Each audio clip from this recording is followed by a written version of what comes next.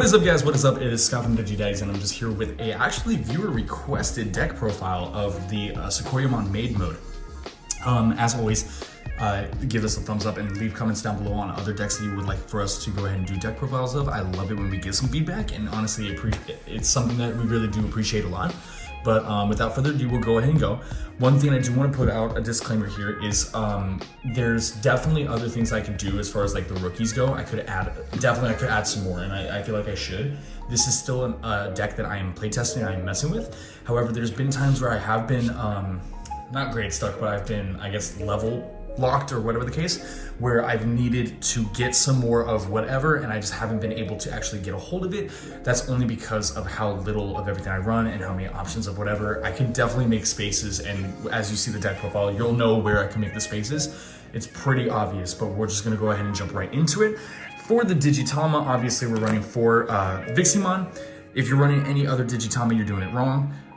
Once per turn, when your opponent uses an option, or when you use an option card that costs 2 or more, you get to draw a card from the deck. It's only on your turn, meaning option cards that happen in security won't actually get a trigger, but honestly, this card is just, it's such a strong team Digitama that I'm stupid excited to have this in the deck. It's a much needed one. Next, we run 4 of the Renamon from EX2. On play, reveal the top 4 of your deck, add a Cubimon, Talmon, or Sequoia in your hand, and then add 1 Rika. It also has the inheritable that once per turn when you use an option card with cost 2 or more, you gain a memory. The whole deck is about using these options, and a lot of them are the plugins, but some of them aren't, so I'll get into that, but most of them are going to be the plugins. Next, I do run 3 of the BT10 Renamon. On play, reveal the top 4 of your deck, add 1 option with plugin in its name and 1 yellow Tamer card from bottom to the hand, place the rest at the bottom of any order, and then your turn once per turn inheritable. When you use an option card with 2 or more, one of your opponent's Digimon gets minus 2,000 for the turn. This is all of the level 3s that I run. This is why I feel like I could go ahead and run a few more rookies, definitely a 4th of the BT10 Renamon, but I feel like I could definitely do some more in this aspect as well. But like I said, as long as I can hit the ride line, hit the level 3s for the 4 and all that stuff, I'm totally fine. So yeah, we'll go ahead and put those to the side. Next, we run 4 of the EX2 Cubimons. When Digivolving, we reveal the top 3 of your deck, add 1 option card with plugin to my hand, place the remaining on the bottom of the deck. Then it has the inheritable of once per turn. When you use an option card that costs 2 or more, one of your opponent's Digimon gets minus 2,000 for the turn. That's the same inheritable as the BT10 Renamon, so you kind of get the idea of what's going on.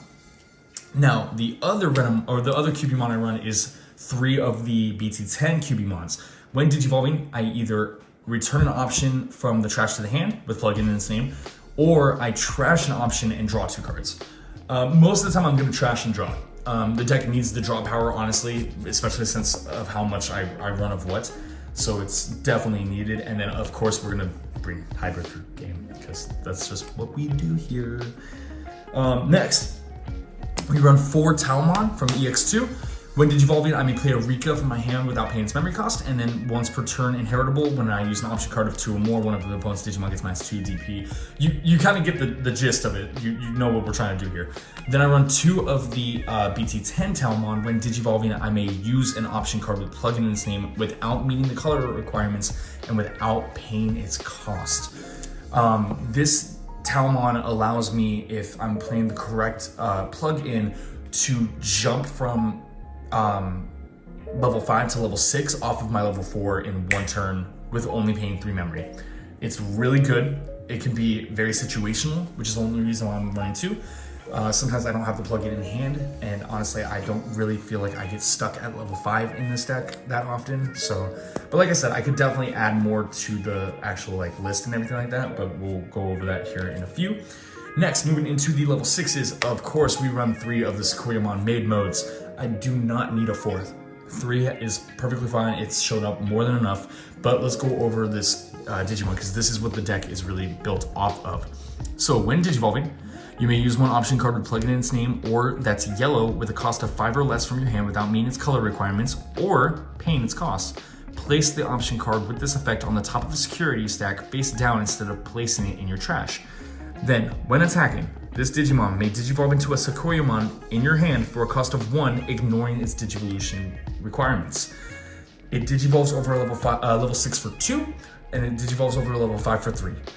This Digimon is what enables a lot of combos, enables a lot of pressure, enables a lot of ability. Part of the reason why Sunrise Buster had to get banned and why this deck got hit hard was because of the abuse that this Digimon could do with Sunrise Buster, aside from what Cross Hearts was doing. So that's pretty straightforward, but now what Sakuyamon are we playing? Well, we're playing 4 of the EX2 Sakuyamon. We do not play the other Sakuyamon whatsoever. This is the other boss Digimon. It states, when digivolving, unsuspend one of your Digimon, and then for each tamer you have in play, return one option card with plugin in its name from your trash to your hand. Then when you use an option card with 2 or more, one of your opponent's Digimon gets minus 3,000 until the end of turn. That is not a once per turn ability, keep that in mind. And the way that things work is they stack. You guys saw the gameplay video, so you got to see how abusive that ability from Sakuyamon can be, and you also got to see how abusive it is when I'm able to just constantly restand, digivolve, swing with extra securities, swing with jamming, and just be able to really pressure the opponent down. This deck, as long as it runs, is a blast to play. And like I said, as long as it runs. It sucks, but yellow for me is a kind of a newer deck that I'm messing with, so I'm loving the option manipulation of this deck, but I feel like I need to take away some of the options to get more rookies in here, just to ensure that I can, digivolve up pretty frequently and just kind of go from there, or more search engine to be able to get into the pieces that I need. Moving on to Tamers, it's really self-explanatory, the Tamer list here. We are playing 4 of the Rika. Rika is our memory tamer. She immediately sets us to 3, and then when I attack with a Digimon with Renamon, Cubimon, Taomon, or Sakuyamon in its name, I may suspend this tamer to use an option card with plugin in its name from my hand without paying its memory costs. This also allows me to ignore color requirements like all the other plugins do. So this is the bread and butter tamer. The more I have out, the more options I get to play, and then the more Sakuyamon can bring back and abuse more and just stuff like that. Now this deck is kind of heavy on memory, so we do run 3 tie-in Karis. Start on my turn, if I have 3 or fewer securities, gain a memory. If the opponent has 3 or fewer security, gain a memory. So I could gain 2 off of this pretty late game, and it just keeps giving me more value.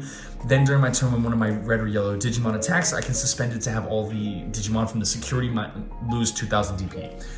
Because of Sakuyamon being only an 11k, or even Maiden Mode being an 11k as well, there's things that can get over it pretty easily. This at least puts up a fight. If I have 3 of them, it's going to be minus 6,000. It's going to keep my guys alive. No questions asked. I'll be happy about it. I can swing in with a lot more aggro. But sometimes the aggro isn't in the form of DP. Into the options, we do run 3 plug-in Ds. This gives jamming to one of my Digimon, and then security effect is that I get to draw a card. Then, because this is aggressive, we're running 4 of our offensive plugin A's, giving an additional security. This does stack, so if I use Rika, let's say I have 4 Rikas out. One of them gives me the jamming, I'll do the other 3 to give me security. I swing, go into Sakuyamon from Maiden Mode into the regular one. It unsuspends, it still carries the 3 security because it digivolved. It's not a new Digimon like Jawgrass. So it has all that. I'm just gonna swing in, and if that's game, then that's game, you know what I mean? But if not, then it's definitely your security is gone. And if I have any other Digimon chilling, then I'll be able to just go in and clean the game up. Its security ability is reveal the top 3 of your deck, add 1 tamer card from among them to the hand, place the rest on the bottom in any order, and then add that card to my hand. Next, we do 3 Digivolution plugin S's.